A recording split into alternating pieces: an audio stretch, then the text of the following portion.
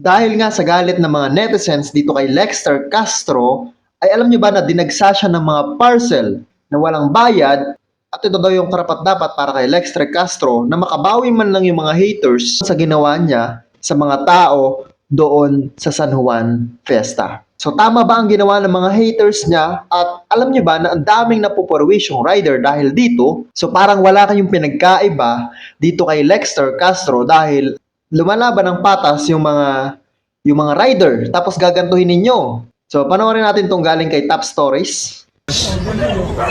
Okay, Lexter, sir! Ito yung isa, yung unang deliver. Hindi ko alam kung una talaga to pero ito isa ito sa mga na-deliver na kay Lexter Castro. Ito, fried chicken. Ano nyo naman, tambak? Sino magbabayad nito? Rider. Hindi naman to pwede ibalik sa Jollibee. Diba? Dapat ko kung tatanggapin ba ito ng Jollibee. Ito pa isa. Ito pa ang isa, hardware. Nag-order sa hardware.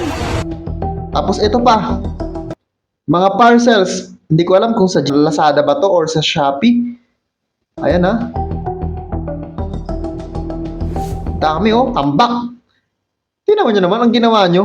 Kawawa yung mga nagdala nito, nag-deliver nito, magbuhat nito, magdala sa bahay nito. Hindi nyo naisip yun mga haters, no? Grabe yung mga haters dyan.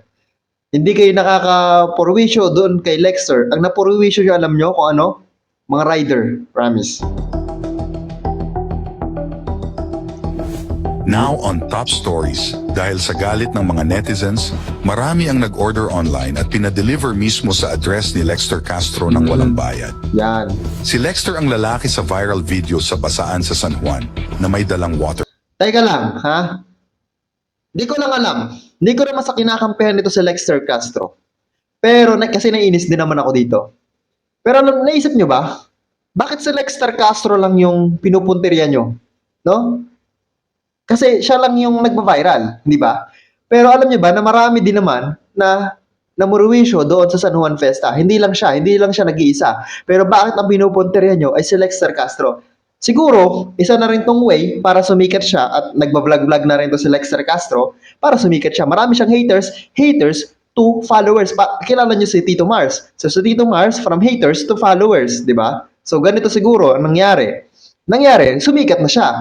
Eh paano naman yung iba? Paano naman yung ibang nakapumurwisyo na hindi man lang napanagot, di ba? Hindi man lamang napurwisyo din, hindi man lang yung nabawian. Ang nababawian ninyo ito si Lexter Castro pero ang nangyari, ang napurwisyo ay mga rider. Panoorin pa natin. Trending at viral ngayon ang paghihiganti ng mga netizens sa Paghihiganti. nag-viral na nambasa sa isang rider dahil marami ang nag-order online at pinadeliver mismo sa address ni Lexter Castro ng walang bayad. Si Lexter ang lalaki sa viral video sa basaan sa San Juan na may dalang water gun. Kasama sa mga ito ang iba't ibang produkto mula sa mga damit hanggang sa mga gamit Tingnan nyo naman, pati Pampers. sa bahay. Hindi rin Presto. nakaligtas Isang ang box mga na pagkain Presto. na in-order Pati ng TV. ilang nagal. Grabe, gaano kahirap mag-deliver nito yung mga TV, mga appliances na yan, oh? Gaano kahirap niyan mag-deliver? Di ba? Grabe. Sa kanya at Hindi nyo naisip yun? Hindi nyo naisip yun sa mga rider? deliver sa kanyang bahay Pareho kayo ni Lexter Castro. Ganito, mayabang din kayo, promise. siya ang magbayad. Isa sa mga delivery rider, si Kervin, ay Kawawa nagsabi, itong mga rider. kung galit kayo sa tao kay Anong sabi? Lexter Castro, huwag nyo na idamay kaming mga nagtatrabaho ng maayos. Yan ang panawagan ng isang rider. Kung galit kayo doon kay Lexter Castro, bakit nyo dinadamay yung mga rider na nagtatrabaho ng maayos na dapat ay kumikita na sila? Pero nasayang pa yung oras nila dahil dito. Nasayang yung pera at effort, yung gas nila dahil dito. Di ba? Hindi nyo naisip yun? Nakakaabala kayo kawawa mga seller at rider Yes. sa inyo. Dahil sa insidenteng ito, marami sa mga delivery drivers ang nagrereklamo at umaasang maagapan ang ganitong uri ng pang-aabuso. Kawawang mga rider. Samantala, si Lexter Castro ay naglabas din ng saloobin Ito tungkol yung saloobin ni Lexter. Aniya, hindi siya ang napeperwisyo sa ginagawa ng kanyang haters. Ang insidente Tama yung sinabi ni Lexter Castro na hindi siya ang napuperwisyo. Bagkus ay sumisikat pa siya. Di ba? Yung haters ninyo, nagiging, mas nakikilala siya, nagiging famous siya. Dahil dito, mali nga lang yung way. Pero ang napupurwisyo dito ay yung mga rider. Diba? ay nagsilbing paalala sa publiko Kawawa. tungkol sa pananagutan sa paggamit ng online platforms.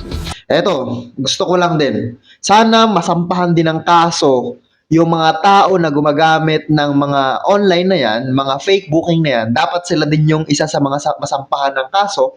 Parang pang-scam din ito eh. Scam din yung tawag ko dito. Kasi panloloko din itong ginagawa nila. 'Di ba? Dapat isa rin sila. Sana ma-detect ito. Sana ma-detect kung sino yung gumagamit ng. Pero hindi ko alam kung ma-detect to. Malabo ata itong ma-detect. Pero sana kung mahuli man sila, yung mga nagpi-fake booking na yan, sana sampahan din sila ng kaso. Sama-sama sila. At ang epekto nito sa mga manggagawa Tama. tulad ng mga delivery riders na dinamay sa paghihiganti nila. Hindi nakakatawa tong ganito, no? Na akala nila ay nakaganti na sila kay Lexter Castro. Pero hindi nila alam na sa ginagawa nila ay lalong sumisikat itong si Lexter Castro at yung mga haters niya ay nako-convert siya into followers. For sure, meron na tong FB page. Kung gusto nyong gumanti talaga, hindi ganito yung paraan na mandadamay pa kayo ng ibang tao na mamumurwisyo.